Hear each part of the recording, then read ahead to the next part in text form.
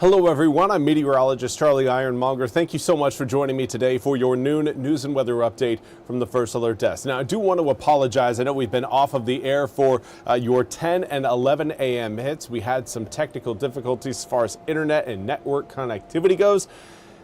Hopefully we've got that solved and you guys again can see us and can get your news and weather. Now, of course, we want to start out with some of the news stories that have been happening in our newsroom, or we've been getting details on. First one, police are asking for your help in identifying this person who broke into a tobacco and vape shop overnight. Havelock police say it happened around 2:20 a.m. at King Drive-Thru Tobacco and Vape on Roosevelt Road. Police say nearly $500 in goods were stolen in the break-in. The person then ran from the store.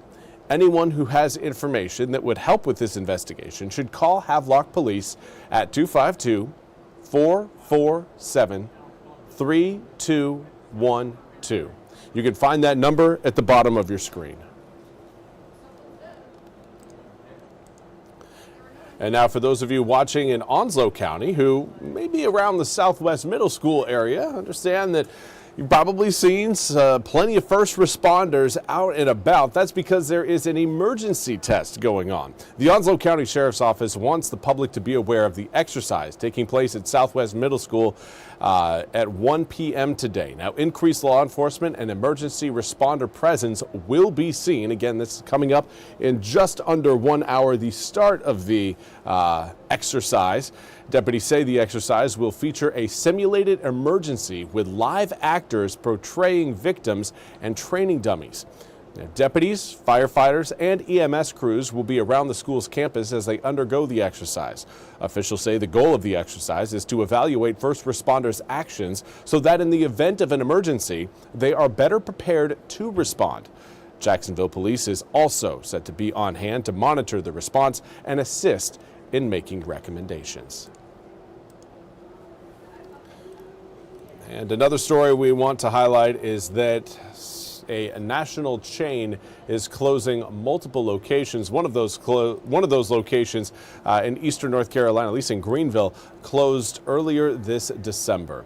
A restaurant chain, again, the Noodles and Company chain in Greenville has permanently shut down, with more locations across the nation set to close this year. Located at 3030 Evans Street, Noodles and Company closed its doors back in December, according to Google Maps. Now, shortly before it shut down, customers reported seeing a note at the restaurant announcing the closure of the dining room, with online orders still being fulfilled. In 2025, Noodles and Company said it had closed 33 company-owned restaurants and 9 franchises. Last week, officials announced that 30 to 35 more restaurants would shut down in 2026. And now for a look at your weather forecast. And this is information that you are going to want to know. We are looking at a fairly rough weekend this coming weekend. Last weekend, again, we had a little flirtation with a few flakes. We are now looking at a system that is not so much really, we are seeing an increase in our snowflake potential, but the real danger from this system comes with the amount of ice accumulation we could see across eastern North Carolina and across the entire state. This is a massive system that's going to be impacting a lot of folks in the southeastern United States in a very negative way. Right now, not looking at anything super concerning for today, tomorrow, or even Thursday. But as we approach Friday and then get into Saturday and Sunday, conditions are going to deteriorate. Right now, we've got 41 degrees outside in Greenville. Northerly wind at 5 miles an hour makes it feel like 38 degrees. Here's a look in Washington. 41 feels like 37. Northwesterly breeze along the Pamlico River. There, but certainly not overly strong. Current air temperatures right now reading in the upper 30s to low 40s, with the mid 40s present across some of our coastal communities. Current winds, again, here we can see we've got some internet issues, as not everything is loading up on our graphics, but right now winds generally coming in out of the northwest at about 6 to 12 miles an hour. Beaufort seeing a 15 mile per hour sustained breeze, Stumpy Point at 14 mile an hour sustained wind. And of course, network issues just continue to pop up. This isn't going to be as as informational because we are missing out on a lot of the model data that we want to show you. But here is a look at the incoming system Wednesday. This is the system that will help bring about cold air into eastern North Carolina. But the moisture source is going to be that area of low pressure you're seeing towards Houston. That is a system we are going to be tracking very closely. The position of that low will determine whether or not we see an abundance of snow, an abundance of sleet, or an abundance of freezing rain.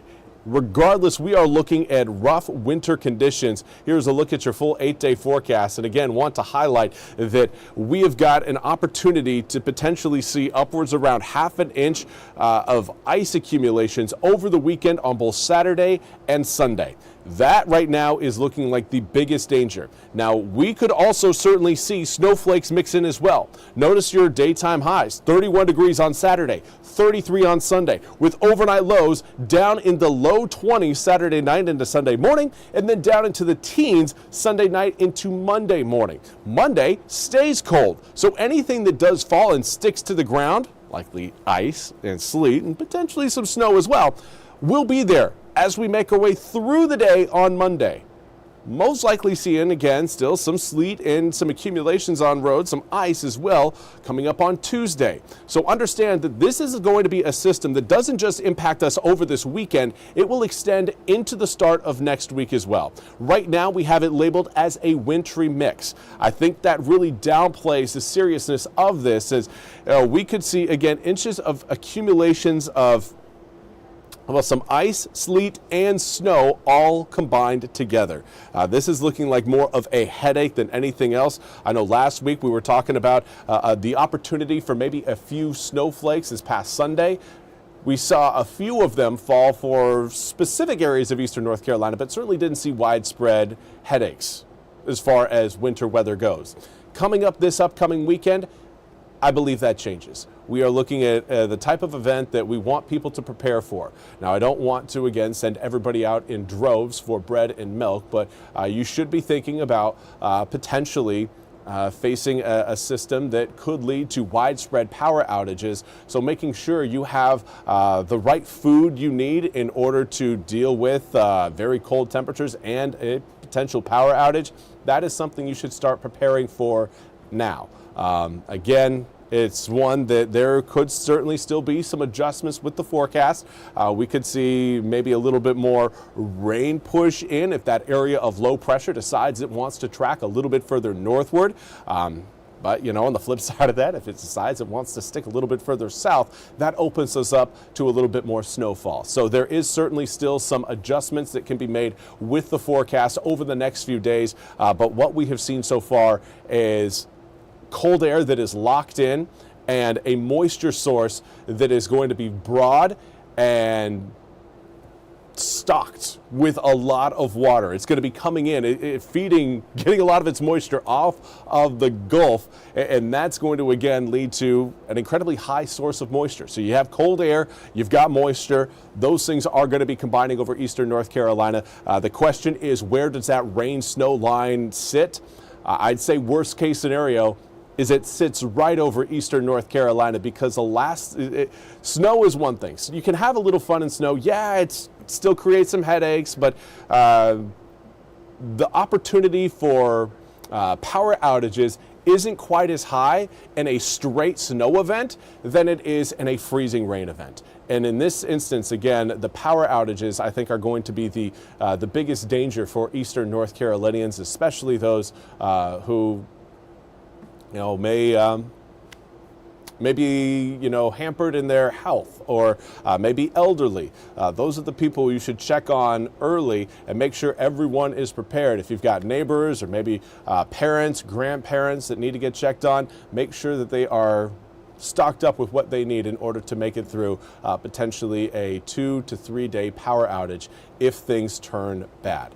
And of course, we will have more news and weather coming up at the top of the hour. Hopefully I didn't completely scare everybody, but want you to know that now is the time to start preparing for what is going to be a wintry weather weekend. Now, weather, again, it's snow, sleet, freezing rain, most likely a combo of all three. There will again be headaches, there will be problems on the roads. and we could see some power outages.